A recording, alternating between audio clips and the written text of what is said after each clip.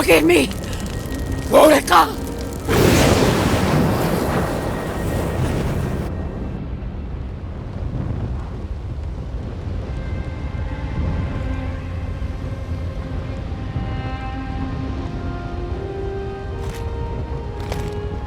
Wherever Ludwine is now, she must be seething.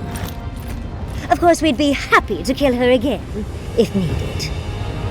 She's done for, but we're not. Whatever's next, we'll face it. Together.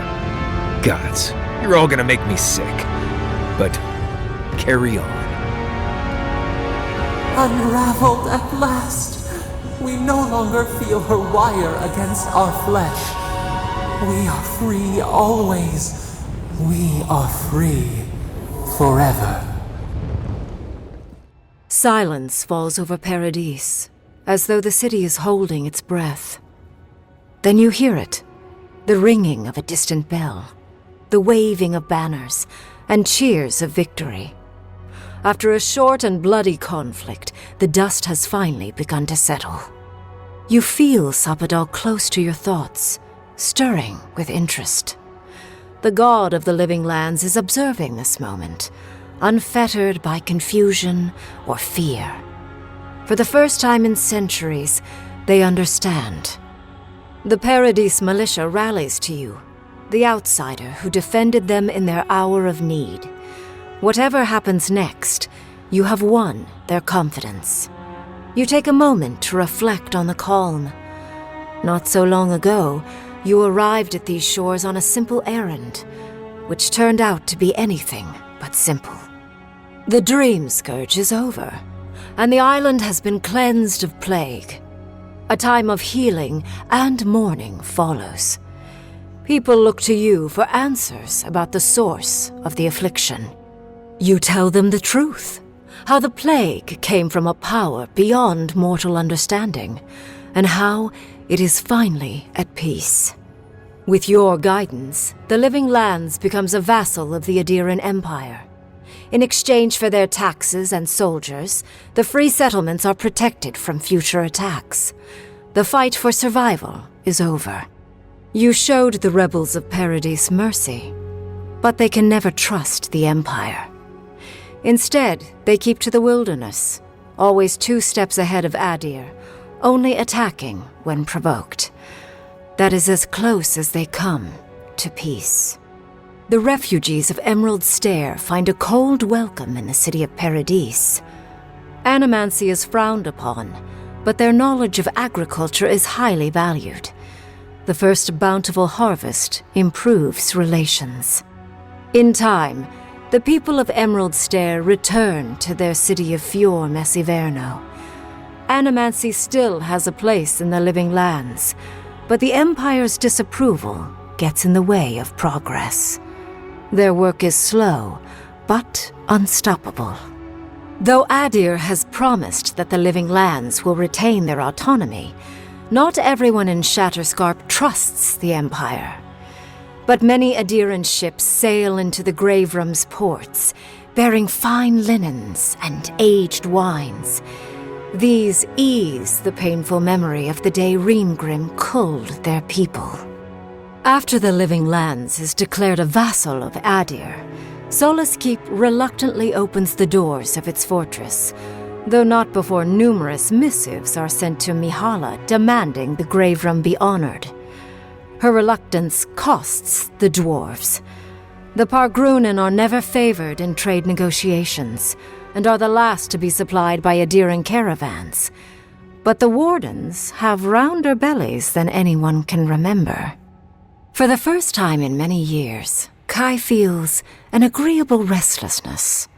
Not to flee, not to drift, but to venture. He visits the distant shores Tama told him about, and savors the modern marvels, ancient wonders, and breathtaking expanses he beholds. His heart swells, not with grief, but with awe. There is so much to discover, and he will spend his years chasing all of the joy and beauty the world has to offer him. With his travels alongside the envoy complete, Marius is left directionless once again. Rather than disappearing into his cups, however, Marius leans on his time among his companions to give him the strength to re-enter society and find comfort in civilization. He establishes a route between Paradise and Thirdborn, guiding travelers between the two in return for money and supplies. And while he has a reputation for being aloof, he joins the campfires from time to time, sharing stories of his time with the envoy that most travelers believe are completely made up. Giada continues to improve as an animancer. She dedicates her work to the spiritual health of the living lands, nurturing instead of exploiting. Others follow her example, seeking her tutelage from lands far and wide. In the years to come, rumors spread of a secret society gathering in the wilderness, where animancers work in harmony with nature. The dream of Fior Mes Iverno lives on in her. No longer under the threat of imminent death, Yatsley returns to the Animancers. Reunited with her beloved Quilici, she helps him and the Animancers as they put their lives together after the attack on Fior Mes Iverno. Eventually, she even has something nice to say to Vidaro. As the days pass in contentment and relative peace, Yatsley is struck by the persistent feeling that something is missing. Though she still devotes herself to her studies of both the arcane and the godless, the restlessness never goes away. Freed from torment for the first time in centuries, Sopadal turns their prodigious curiosity to the people that shaped them. They observe the ways their people live, and they think deeply about what they see. Though they flinch away from moments of violence, and they grieve souls returned to them too soon, the rage that once shook cities to rubble no longer rules them. Instead, they come to you with questions. They want to understand. After a time, they begin tentatively to garden. Where they can, they improve the lives of Kith, and the suffering that troubled them is reduced, if never fully eradicated. Their grief compels them to love, and they love unreservedly, with the power of a god. Sopadal pours a fragment of their power into the statue they claimed from the temple of Aethys. Newly embodied, they roam the living lands and learn to experience the world as Kith do.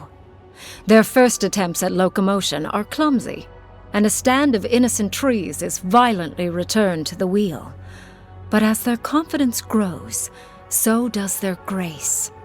Soon, they are bounding across the plains of eastern Dawnshore, leaping the river gorge in Emerald Stair, scaling the shark's teeth of Shatterscarp, and fearlessly wading into the Tusk's acid sea. When they break, they come to you to put them back together, and in time, they learn to fix themselves. They wander far afield. You see less of them, but they are never far from your thoughts, and on the rare occasion they return, they always bring you something beautiful and strange. The sounds of celebration pull you out of reverie. Many are waiting to greet you with open arms. You take a moment to catch your breath and savor it, because everything is about to change.